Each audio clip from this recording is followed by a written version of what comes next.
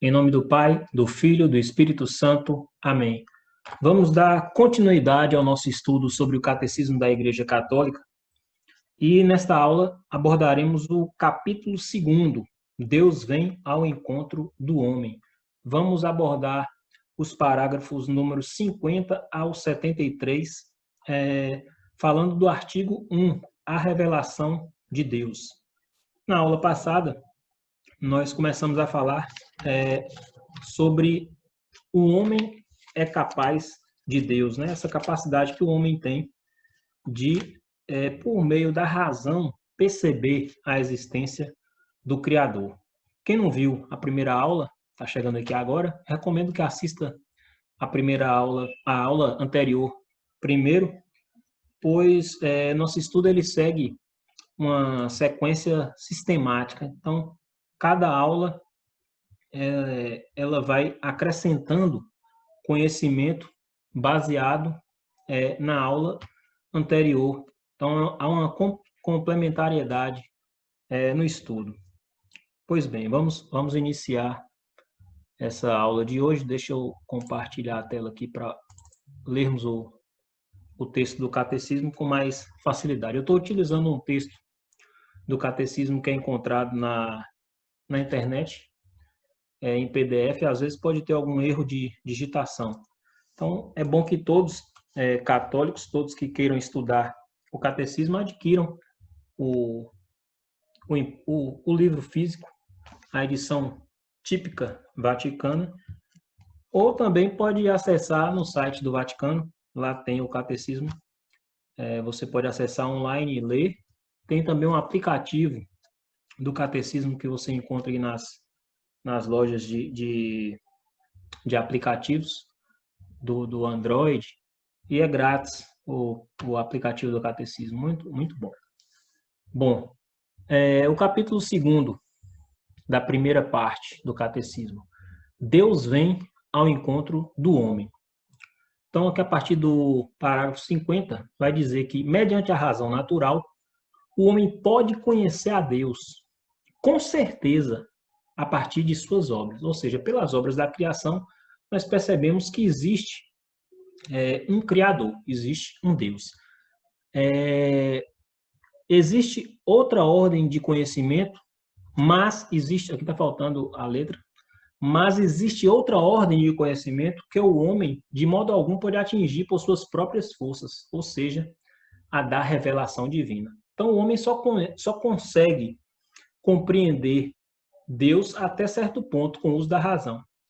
Daquele ponto em diante, só se Deus se revelar ao homem que ele pode chegar a esse conhecimento. E é isso que nós vamos ver aqui hoje. Começar a ver, né? Deus vem ao encontro do homem. Então, diz o catecismo aqui, por uma decisão totalmente livre, Deus se revela e se doa ao homem. Falo revelando seu mistério. Ou seja, faz isso revelando seu mistério. Seu projeto benevolente que concebeu desde toda a eternidade em Cristo em prol de todos os homens.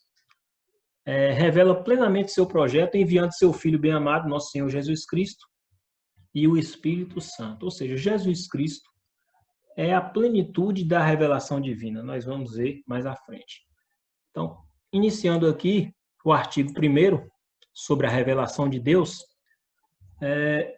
o Catecismo cita um documento do Concílio Vaticano II, chamado Dei Verbum, a palavra de Deus, que diz o seguinte: aprove a Deus, em sua bondade e sabedoria, revelar-se a si mesmo e tornar conhecido o mistério de sua vontade, pelo qual os homens, por intermédio de Cristo, Verbo feito carne, no Espírito Santo, têm acesso ao Pai e se tornam participantes da natureza divina.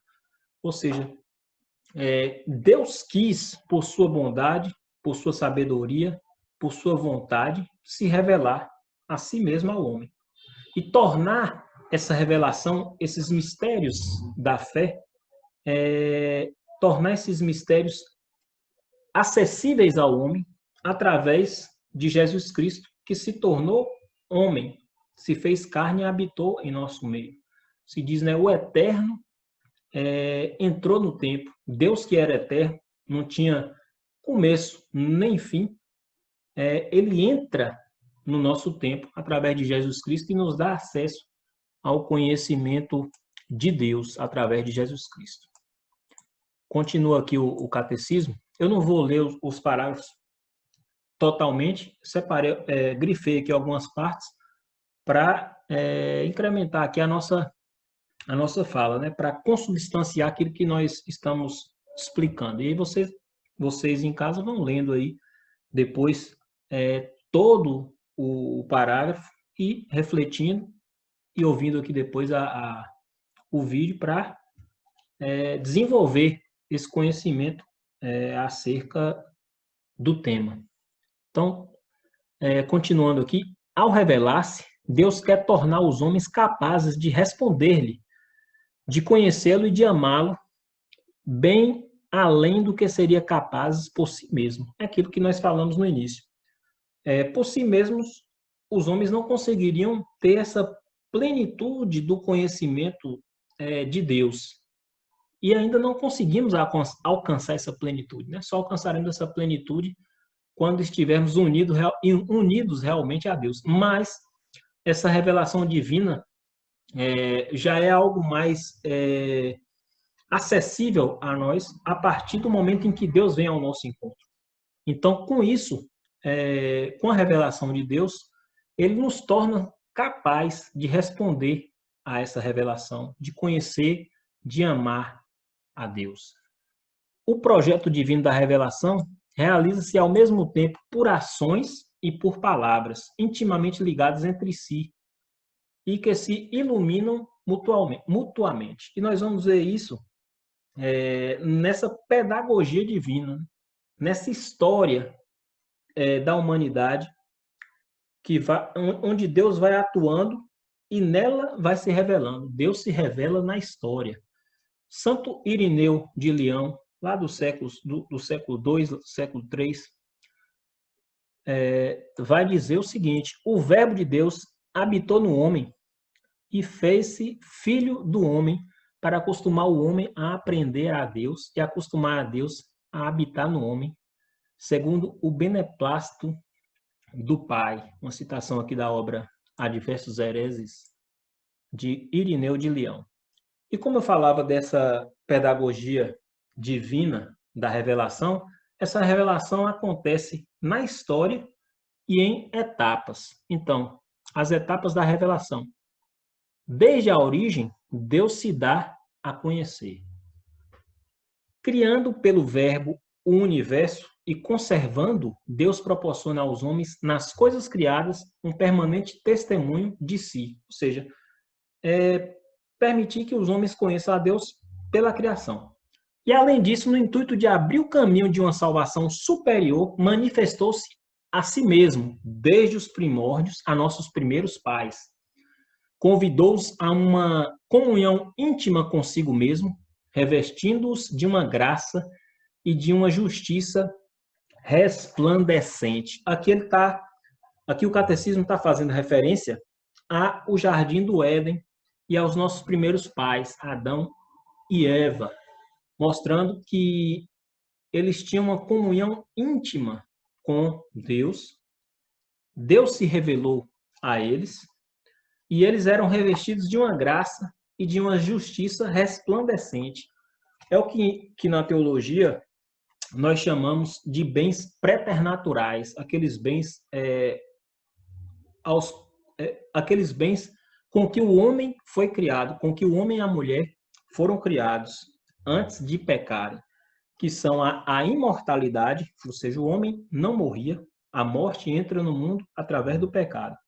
A impassibilidade, ou seja, a ausência de sofrimento, sofrimento também é fruto do pecado. A integridade, isso é, os instintos humanos estavam submissos à fé e à razão. O homem era ordenado, ou seja, ele não tinha a concupiscência da carne. E a ciência moral infusa, ou seja, ele tinha essa consciência sobre todos os seus atos, ele tinha a consciência da sua responsabilidade diante de Deus. E isso foi perdido com o pecado original, que foi a desobediência a Deus, né? Querer ser como Deus.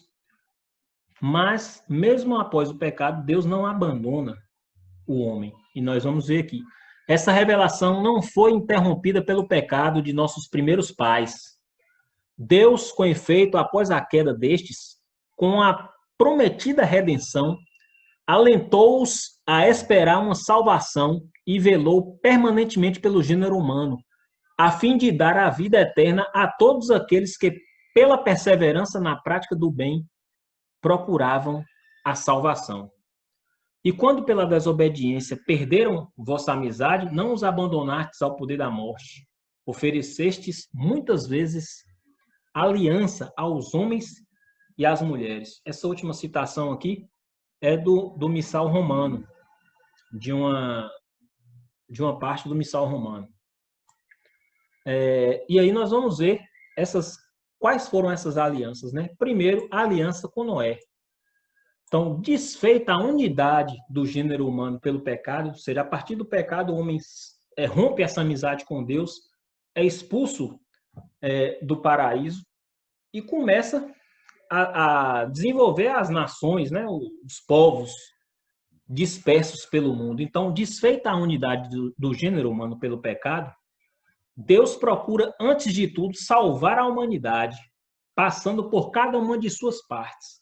A aliança com Noé, depois do dilúvio, exprime o princípio da economia divina para com as nações, isso é, para com os homens agrupados, segundo seus países, cada um segundo sua língua e seus clãs.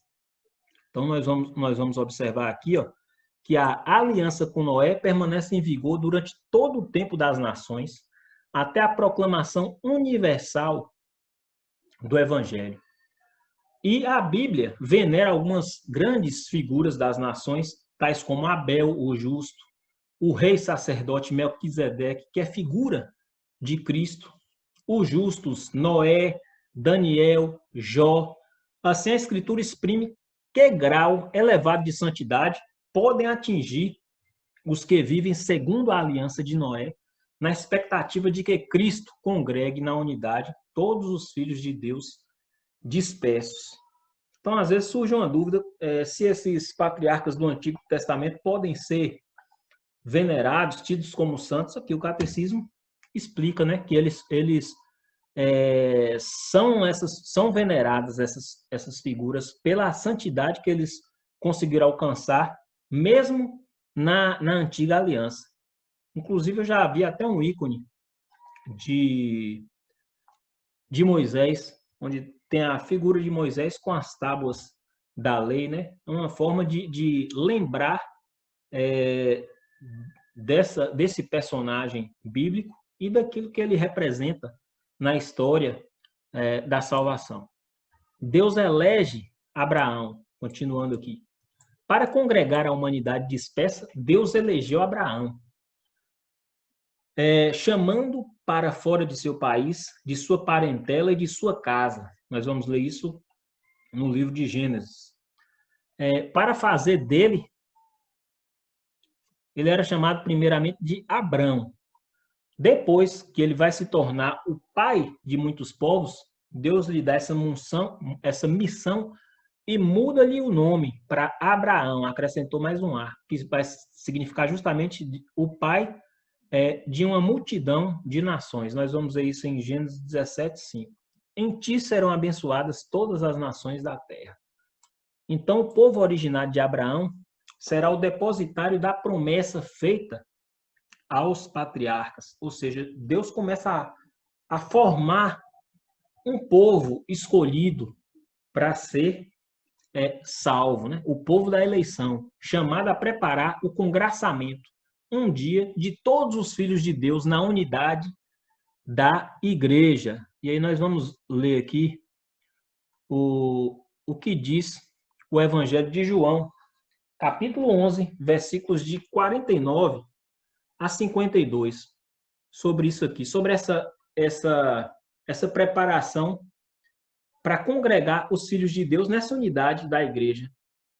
Ou seja, mostrando que quando Deus começa a formar o seu povo, ele já tinha em vistas, no futuro, essa unidade permanecendo na igreja. O Evangelho de João, capítulo 11, a partir do versículo 49, aqui é depois daquele momento em que ele ressuscita Lázaro, e aí os sumos sacerdotes, os fariseus, começam a questionar o que vão fazer com Jesus, que ele está fazendo milagre demais, e aí o que, é que eles têm, o que, é que eles podem fazer para acabar com Jesus. E aí relata aqui o Evangelho a partir do versículo 49. Um deles, chamado Caifás, que era sumo sacerdote daquele ano, disse-lhes: Vós não entendeis nada, nem considerais que vos convém que nem considerais que vos convém que morra um só homem pelo povo e que não pereça toda a nação.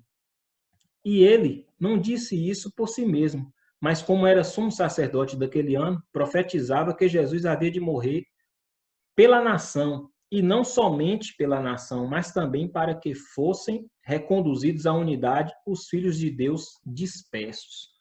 Ou seja, nesse evangelho aqui de São João, está explicando justamente isso. Jesus morreria pela nação, pelo povo escolhido, pelo povo hebreu, mas não só pela nação, mas para que fossem reconduzidos à unidade os filhos de Deus dispersos. Ou seja, essa salvação prometida a um povo escolhido, ela foi alargada para todos aqueles que aderem a Jesus Cristo. Continuando aqui, os patriarcas e os profetas, bem como outras personalidades do Antigo Testamento, foram e serão sempre veneradas, como eu havia dito antes, como santos em todas as tradições litúrgicas da Igreja.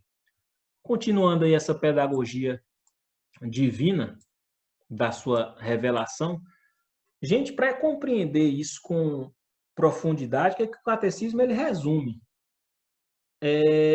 Eu recomendo que se leia o Antigo Testamento. É preciso ler o Pentateuco, ler ali os profetas, porque aí você vai ter uma visão global de toda essa caminhada do povo de Deus em preparação ao Novo Testamento, que é a nova e eterna aliança em Jesus Cristo.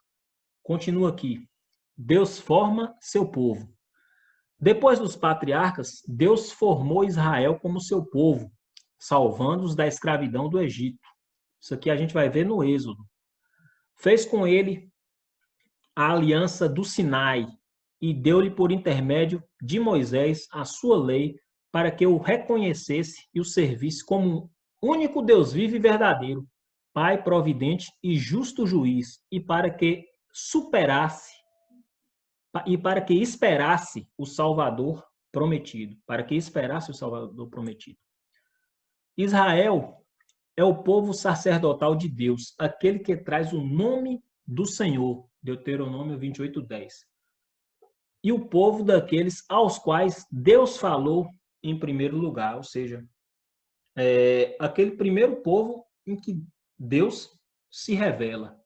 Então, por meio dos profetas, Deus forma seu povo na esperança da salvação, na expectativa de uma aliança nova e eterna, destinada a todos os homens e que será impressa nos corações. Ou seja, não vai ser mais uma aliança baseada apenas na lei, em pedras, mas vai ser uma lei impressa no coração do homem.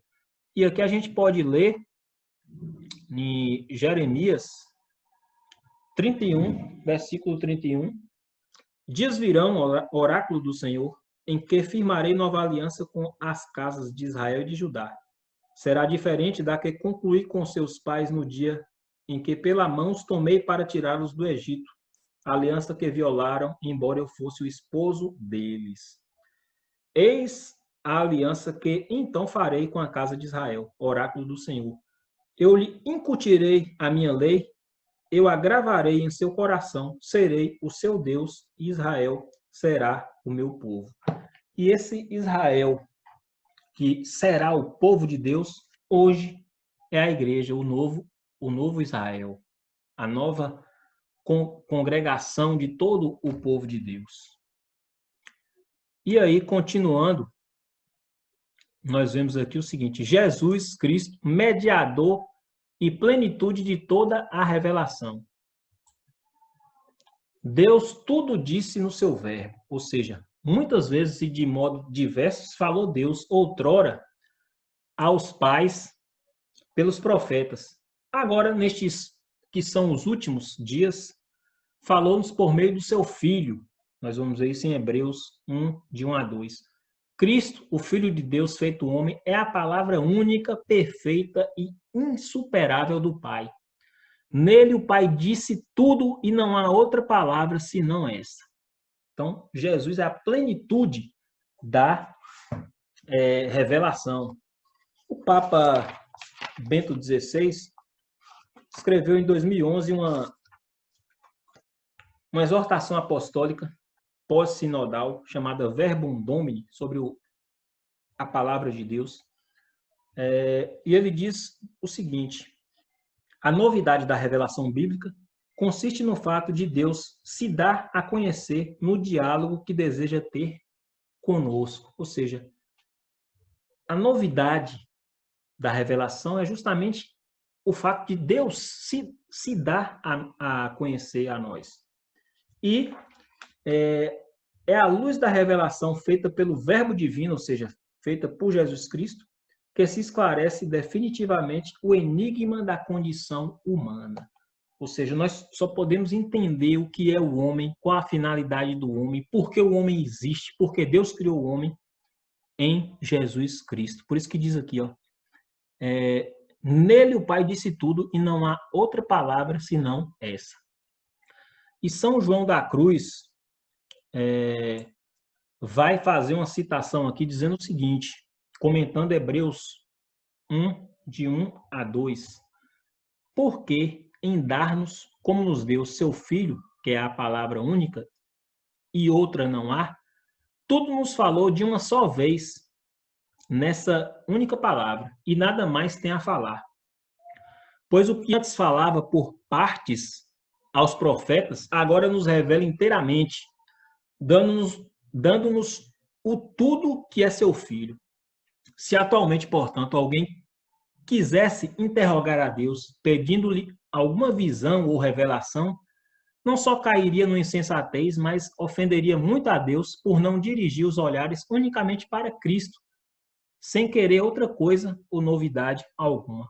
Ou seja, ele corrobora aqui o que o catecismo já vinha explicando, que Jesus é a plenitude da revelação. Tudo que se quer saber sobre Deus está contido naquilo que Jesus é e ensinou.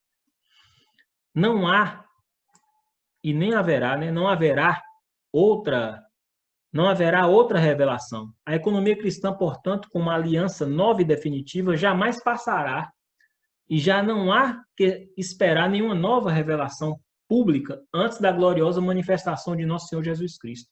Ou seja, tudo que havia para ser revelado sobre Deus já foi revelado em Jesus Cristo. Nada mais há de se revelar. O que nós podemos fazer é explicitar essa revelação, buscar compreender mais essa revelação. Mas antes da manifestação gloriosa de nosso Senhor Jesus Cristo, a chamada segunda volta de Cristo, nenhuma outra revelação pública ocorrerá. Todavia, embora a revelação esteja terminada, não está explicitada por completo.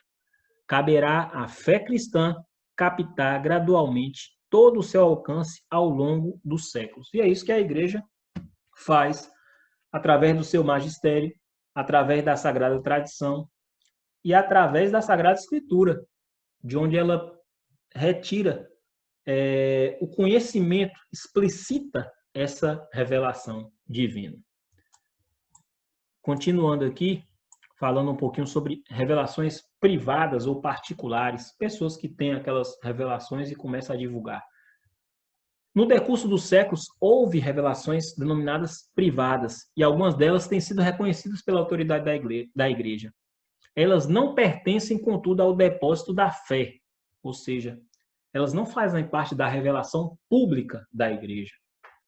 A função delas não é melhorar ou completar a revelação definitiva de Cristo, mas ajudar a viver dela com mais plenitude em determinada época da história.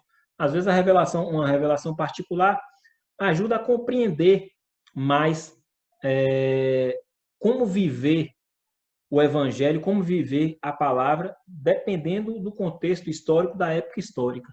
E guiado pelo magistério da igreja, o senso dos fiéis sabe discernir, guiado pelo magistério da igreja. O senso dos fiéis sabe discernir e acolher o que nessas revelações constitui um apelo autêntico de Cristo ou de seus santos à igreja. A fé cristã não pode aceitar revelações que pretendam ultrapassar ou corrigir a revelação da qual Cristo é a perfeição. Este é o caso de certas religiões não cristãs e também de certas seitas recentes que se fundamentam em tais revelações. E aprofundando mais ainda esse tema das revelações particulares, também nesse documento Verbum Domini, essa exortação apostólica, o Papa Francisco, o Papa Bento XVI, disse o seguinte: o critério da verdade de uma revelação privada é a sua orientação para o próprio Cristo. Quando aquela, ou seja, a revelação, nos afasta dele, certamente não vem do Espírito Santo, que nos guia no âmbito do Evangelho e não fora dele. A revelação privada é uma ajuda para a fé e manifesta-se como credível precisamente porque orienta para a única revelação pública. Por isso, a aprovação eclesiástica de uma revelação privada indica essencialmente que a respectiva mensagem não contém nada que contradiga a fé, ou seja, só podemos dar crédito a revelações privadas que tenham a autorização da igreja. Porque quando a revelação privada tem a autorização eclesiástica, nós sabemos que ela não possui nada que vá contradizer a fé e os bons costumes. É lícito torná-la pública e os fiéis são autorizados a prestar-lhe de forma prudente a sua adesão. Agora, um detalhe. Os fiéis são autorizados, eles não são obrigados. Ninguém é obrigado a acreditar em nenhuma revelação privada. Continua aqui, ó. É uma ajuda que é oferecida, mas da qual não é obrigatório fazer uso. Então, portanto, muito cuidado com as revelações privadas aí, com essas revelações particulares. Tem que ver se ela tem realmente a aprovação eclesiástica, a aprovação da igreja, ou seja, se não está em contradição com o evangelho e com aquilo que a igreja nos revela sobre Deus. E resumindo alguns pontos principais daquilo que abordamos hoje, nós podemos resumir da seguinte forma. Primeiro, por amor, Deus revelou-se e se doou ao homem. Traz assim uma resposta definitiva e superabundante à questão que o homem se faz acerca do sentido e do objetivo de sua vida. Como eu disse, em Jesus Cristo, nós descobrimos o sentido e o objetivo da vida do homem, né? Que é voltar essa unidade para com Deus. Dizia Santo Agostinho em suas confissões, né? Que ele só estaria pleno quando o seu coração repousasse em Deus. Deus fez com Noé uma aliança eterna entre ele e todos os seres vivos, aquela aliança que é simbolizada pelo arco-íris, né, que a terra não seria mais destruída pelas águas. Deus escolheu Abraão e fez uma aliança com ele e sua descendência, ou seja, começa a criar o seu povo. Daí formou seu povo, ao qual revelou sua lei por intermédio de Moisés. Pelos profetas, preparou esse povo a acolher a salvação destinada à humanidade inteira. Então, aqui é um resumo do Antigo Testamento. Por isso que é importante a leitura bíblica para compreender. O Antigo Testamento é uma preparação, o povo de Deus encaminhada para chegar nesse Novo Testamento, que é a plenitude da revelação em Jesus Cristo. o apóstolo São Paulo vai dizer que na plenitude dos tempos, Deus envia seu filho nascido de uma mulher, ou seja, nascido de Maria. Então, na plenitude dos tempos. Então, nós vivemos na plenitude dos tempos, no tempo da igreja, esse novo povo de Deus, esse Israel, que acolhe a todos que ingressam nela através do santo batismo.